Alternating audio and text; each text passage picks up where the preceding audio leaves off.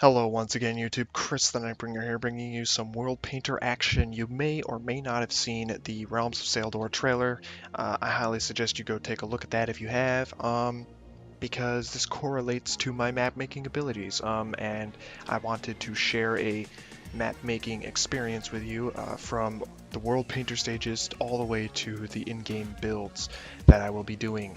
So, this is the second episode of the series so far. The first one was just kind of an introduction as to what the series is, as well as some basic World Painter stuff, if you were following along with me. I forgot to mention this in the last episode. I may put like a note in it if I haven't already, or an annotation possibly. But over here you can see these custom brushes. These are all the brushes that I will be using, and I will allow you guys to download all the custom brushes that I have so that you can use them the way that I use them, because you cannot get anything done with your regular brushes. These are basically all for terrain, and they all have their different purposes, like cliff brush and cliff brush and mountain brush and hills and stuff like that, small cliffs and yeah, all that kind of stuff. So, if you don't already know, we are going to be making Pyke, the island that this castle is on. It's not exactly like we're only building this, we're building the entire island and the two other towns that we know for sure that are on that island. Pretty big towns. One of them is port, the other one may or may not be a port. I don't actually know if it's a port or not. It could be not a port. And I don't think I'll build it as a port. I think I'll just build it as like a beach town or something. So there's that, and totally cool. Hope you guys are as excited as I am to build this. And here we actually have a map of the area. Down here, by this big red dot, you can see Pyke, the actual island, as well as, the location of the castle on the island, which is where the red dot is. That's the shape of the island that we'll be making. And that's basically what we're going to be doing right now, creating landmass and the seafloor. So I don't want this tutorial to get too extended. We won't be doing the actual coastline and detailing it yet. This is just creating landmass and creating the seafloor.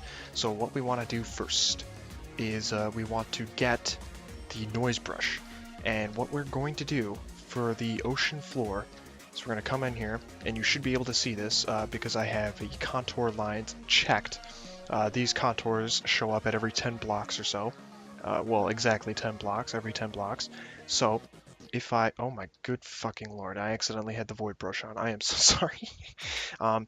If we go around and start raising this, you can see that I have a contour line showing up, and it's very choppy and jagged, and that's because I have the wrong brush out. We want the noise brush for this. This is basically to make the bottom of the seafloor seem all smooth and nice, and at the same time a little bit varied. You don't have to go crazy with this, you just want it to look decent. So I'm going to go ahead and speed up this process real quick. You want to do the entire ocean floor with this. And if you're building along with me or using a World Painter tutorial for your own benefits, this is how I make the ocean floor. So give me a moment while I speed this bit up.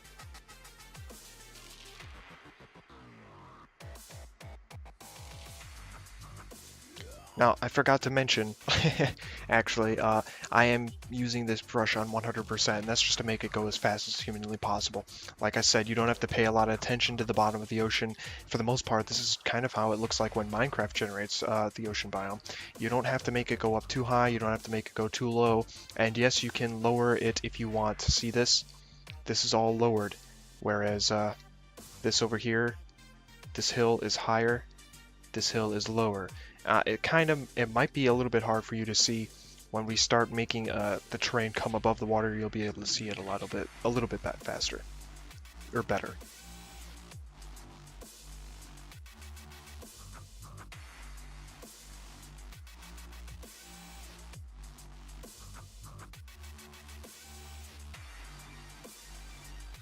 Alright, so I finished, going over the underwater areas, and you may have noticed that I could have just set the ground to be hilly.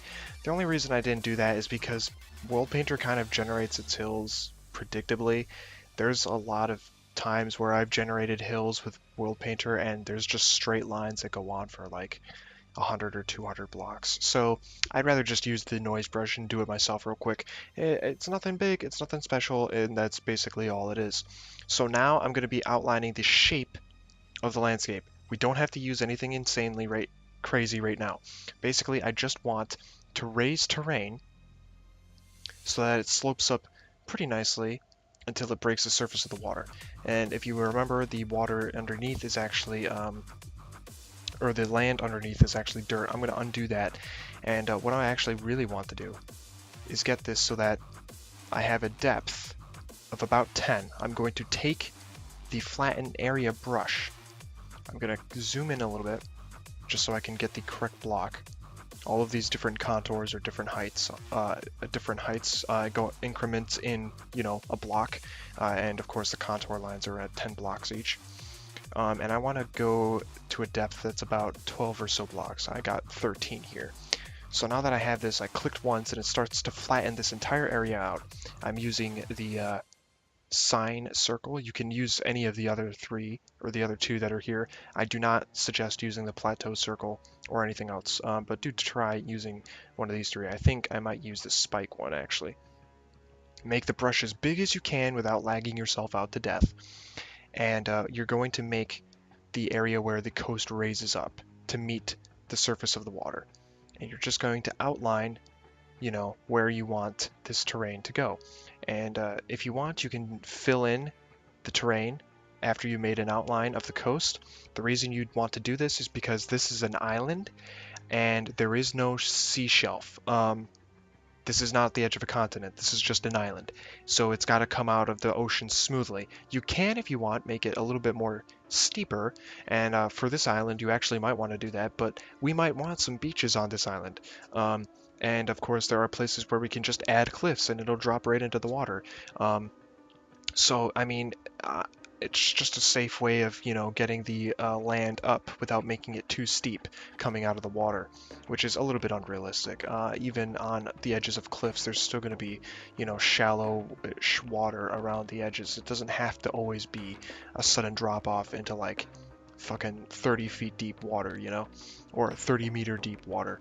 So I'm going to quickly outline the area that I want the coast to be, extend it a little bit further out than the coast you're going to be making above ground, obviously because, it's going to slope nicely into the ocean.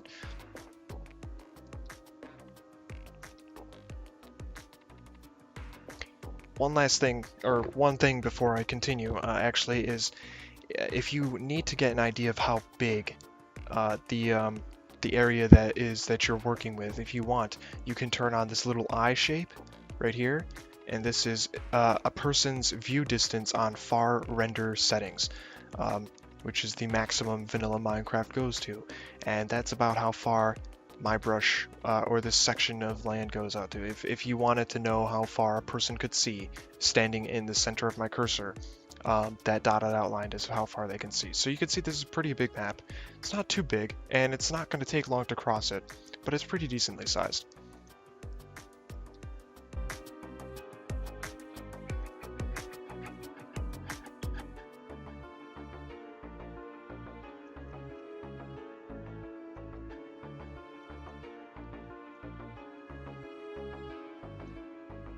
All right, so there we have the actual coast coming up a little bit smoother to the shore. Now, if you want to skip, you know, creating the coastline and then adding the, level of detail to it and making it a little bit rough, what you can do is I'm going to grab a terrain brush over here as soon as I can find it. This one right here, it's very flat or long shape. It's on mine called Mountain 13. If you can see the shape of that mountain, if you download the pack, you can use it. I use this one the most for creating flattish areas of land. Basically now I just want to raise the terrain so that it's breaking the surface of the water. And if you want, you don't have to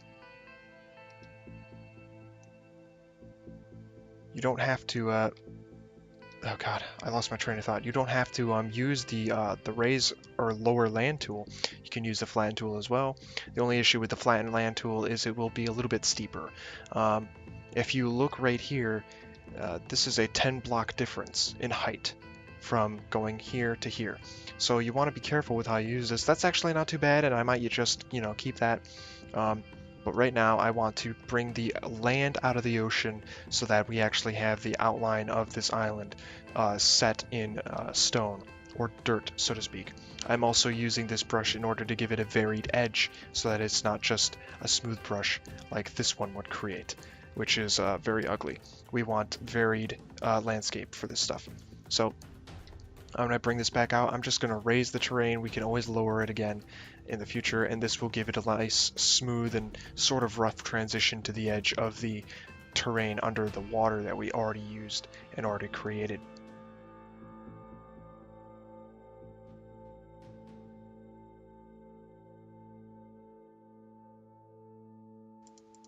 Now, don't be afraid to use the lower terrain tool when dealing with this stuff, and to go back and kind of throw back things that you didn't want to do. You don't have to use the undo button, which is located right here, by the way.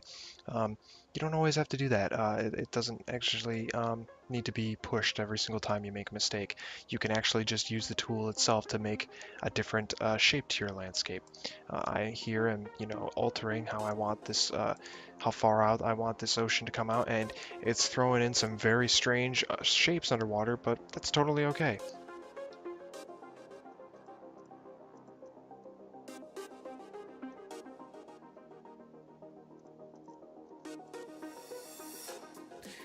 Well, that's actually it for creating the landmass of this terrain that we'll be using.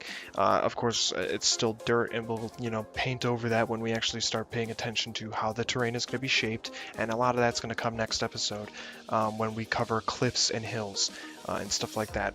And mountains, maybe. There might not be that many mountains on this particular place. I'm going to leave the Pyke area, which is over here, relatively untouched until we actually get to that, because that's one of the most important parts of this build, because that's where the castle is going to be. And as you can already tell from looking at this image, it's a pretty important part of the what we're trying to achieve with this. It's got to look pretty damn similar to this, so we got to make sure that we don't alter this terrain and save it for a specific video. But in case you're wondering, there's going to be a harbor right here. This is going to be Lordsport, and over here is going to be what's it called? Iron Holt, a smaller and kind of insignificant town over there. These are the three main places that we're going to be building on when we make this map. There are, of course, probably are other villages and stuff on the island. In the actual Game of Thrones universe, this map, or this island, is about 60 miles across. So yeah, I'm not going to make it that big, and I'm not going to worry myself over villages, although I could add a few fishing huts and maybe some crappy farmland over here somewhere, because this place is supposed to be not the best for farming and not the best in terms of, resources. The best they can do really is fish, which kind of sucks. But that's it. That's it for this episode. I'm done, and we've created the ocean floor as well as created the landmass that we will be using. Very simple. We only used 2 brushes, and that was it. So thanks for watching. Comment, rate, favorite, subscribe. Click the link at the end of the video to watch the next episode when it comes out. And I think that's it for now. Also, if you want the brushes, they'll probably be in the download in the description, of course. And I will see you guys next time.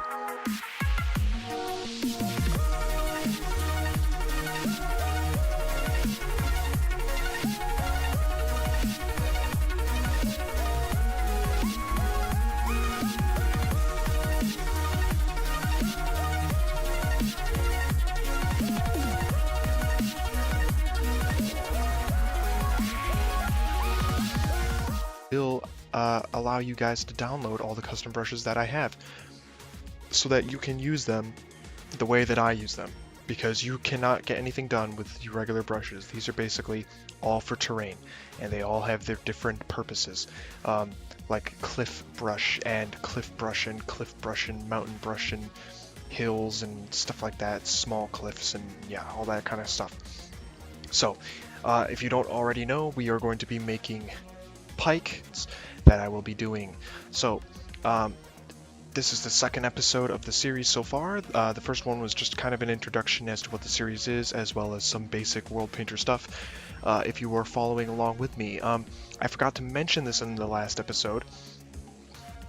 I may put like a note in it if I haven't already, or an annotation possibly. But over here you can see these custom brushes. These are all the brushes that I will be using. And with this island, the island that this castle is on, it's not exactly like we're only building this. We're building the entire island and the two other towns that we know for sure that are on that island.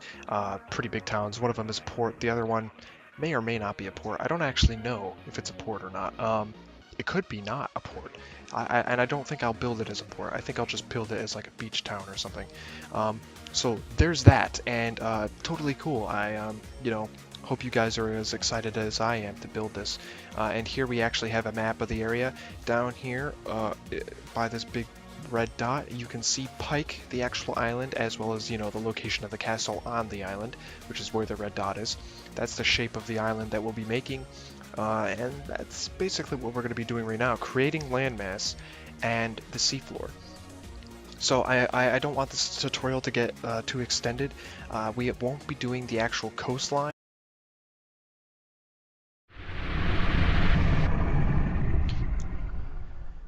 Hello once again YouTube, Chris the Nightbringer here, bringing you some World Painter action. You may or may not have seen the Realms of Saeldor trailer.